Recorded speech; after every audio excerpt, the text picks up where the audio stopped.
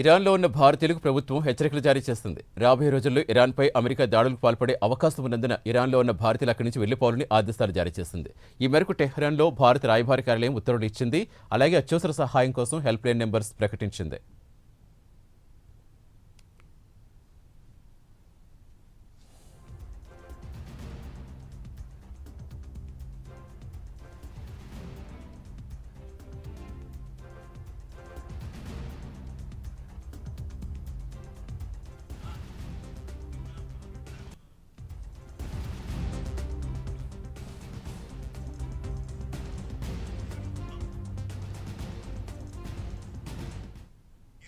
పూర్తి సమాచారం ఇచ్చేందుకు మా నేషనల్ బ్యూరో చీఫ్ కళ జాయిన్ అవుతున్నారు. కళ, ప్రస్తుతం ఏంటి ఇరాన్లో సిచ్యువేషన్? భారత్ ఇలా హెచ్చరికలు ఇచ్చిందంటే ఏమన్నా ప్రమాదం పొంచి ఉందనుకోవాలా? అసలు ఏంటి?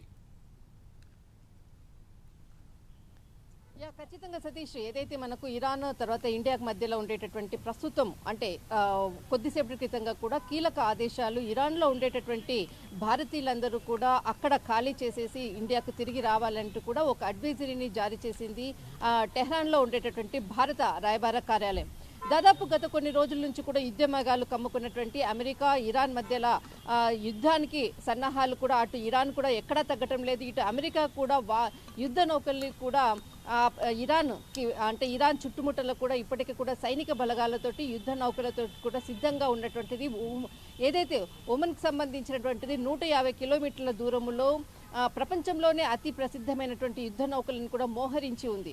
ఇప్పటికే 2 దఫాలుగా అమెరికా ఇరాన్ 2 దఫాలుగా చర్చలు కూడా జరిగాయి. గత 3 రోజుల క్రితంగా జరిగినటువంటి ట్రంప్ అల్లుడు ఇందులో జోక్యం చేసుకొని కీలకంగా కూడా ఏదైతే చర్చలు జరిపినటువంటిది. కానీ ఈ చర్చల్లో ఏదైతే జరిగినటువంటి పరిణామాలు కూడా ఎక్కడా కూడా అటు అమెరికా తగ్గకపోవడము, ఇటు ఇరాన్ కూడా ఎక్కడ తగ్గకపోవడంతో 3వ దఫా చర్చలు అంటే 2వ దఫా చర్చలు కూడా కేవలం 3 గంటల్లోనే ముగిశాయి. అనంతరం మరింత అక్కడ అంటే ప్రస్తుతం ఉండేటటువంటి ఉద్రిక్తత పరిస్థితులు మరింత కూడా ఎక్కువయ్యాయని చెప్పవచ్చు.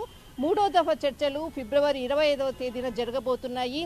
ఆ చర్చల్లో ఖచ్చితంగా ఒక కొలిక్కి వచ్చేటటువంటి ఆ సమావేశంలో కీలకంగా ఇరు దేశాల మధ్య కూడా ఏదైతే సమావేశాల్లో కీలక చర్చలు ఒక కొలికి వస్తే అంటే ముందుకు వెళ్ళడానికి యుద్ధానికి సన్నద్ధమవుతుందా లేదా అన్నది మాత్రం ఆ చర్చలు చాలా కీలకం కానున్నాయి.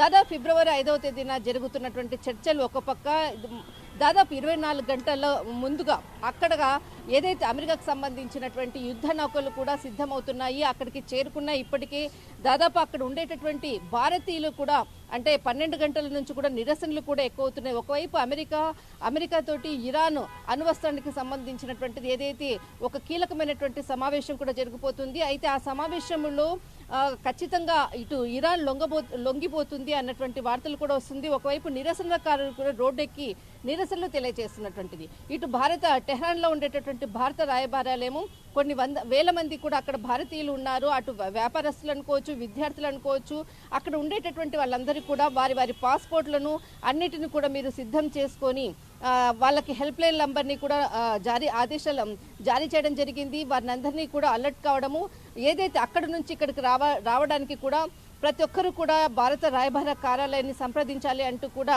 ఒక ఆదేశాలు అడ్వైజరీ జారీ చేయడం జరిగింది. కానీ ఇక్కడ మనకు దాదాపు యుద్ధ నౌకలు ఇప్పటికే కూడా జెరాల్డ్ ఆర్డ్ ఫోర్ట్ అన్నటువంటి ఈ ప్రపంచంలోనే అతి పెద్దదైనటువంటి యుద్ధ నౌక, తర్వాత మనకు అబ్రహం లింకన్ దాదాపు ఒమన్కి 150 కిలోమీటర్ల దూరమున ఇప్పుడే అక్కడ పొంచి ఉన్నటువంటిది ఇరాన్కి ముట్టడించడం కొరకు.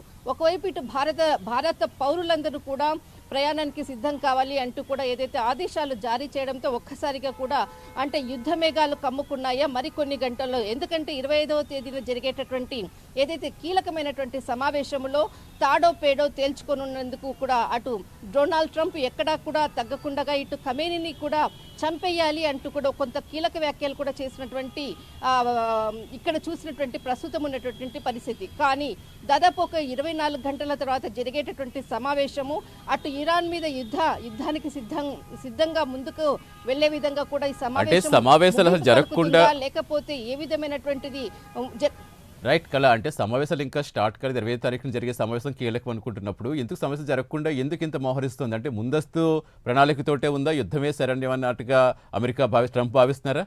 ఎందుకంటే ఇప్పుడు ముందు నుంచి కూడా యుద్ధాన్ని ఆపేస్తానని చెప్పుకునే వ్యక్తి ఇప్పుడు యుద్ధానికి సై అంటున్నారు అనుకోవాలా?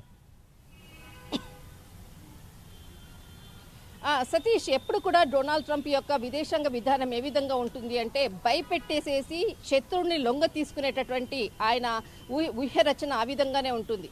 ఇప్పుడు ఇరాన్ 2 దఫాలుగా ఏదైతే చర్చలు జరిపిందో ఆ చర్చల్లో అంటే సత్ఫలితాలు రాలేదు. 3వ దఫా ఏదైతే చర్చలు జరగబోతున్నాయి అందులో ఖచ్చితంగా ఏదైతే ఇరాన్ లొంగిపోకపోతే యుద్ధానికి సిద్ధం అంటూ కూడా అక్కడ ఏదైతే ఇరాన్కి సంబంధించినటువంటి ప్రభుత్వాన్ని భయపెట్టేందుకు కూడా యుద్ధ నౌకలు అనుకోవచ్చు, సైన్యం అనుకోవచ్చు, అన్నిటిని కూడా మోహరించాము, మీరు ఖచ్చితంగా మీరు లొంగిపోవాల్సింది అన్నటువంటి ఒక డైరెక్ట్గా వాళ్ళని భయపెట్టే విధానము, తర్వాత వారితో ఏదైతే సంప్రదింపులు చేస్తూ తర్వాత అక్కడ మనకు ఇరాన్ తోటి ఏదైతే యుద్ధ మేఘాలకు అనుకోవచ్చు, అక్కడ ఉండేటటువంటి ప్రభుత్వాన్ని ఖమేనీని లొంగ తీసుకునేందుకు కూడా ఇదంతా కూడా యుద్ధ వాతావరణాన్ని సృష్టించి చివరికి అతనితో ఒప్పించుకుని ఏదైతే అమెరికా అనుకున్నటువంటి ఏదైతే అక్కడ ఉండేటటువంటి ఆయిల్ దాని మీద అనుకోవచ్చు, అన్నిటి మీద కూడా తన ఆధిపత్యాన్ని నిరూపించుకోవడం కొరకు మాత్రమే ఇవన్నీ కూడా చేసేటటువంటి ప్రాసెస్.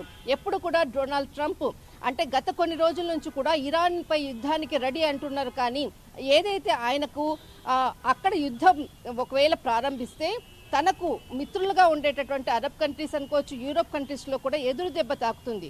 కానీ అక్కడ భయపెట్టడం కొరకే కొంత జరిగేటటువంటి ప్రయత్నాలు, అంతేకాకుండా ఇరాన్ లొంగిపోయేందుకు కూడా ఇదంతా కూడా ఒక సినిమా చూయించే విధంగానే ఒక వర్డ్లో చెప్పొచ్చు.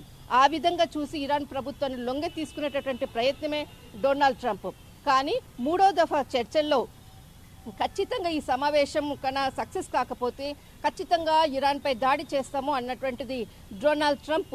ఈసారి 3వ దఫా చర్చల తర్వాత కూడా మళ్ళీ 4వ దఫా చర్చలకు కూడా సన్నద్ధమవుతాడా, లేకపోతే ఇంతటితో ముగిసి యుద్ధానికి సిద్ధమవుతాడా, వెయిట్ చేయాలి.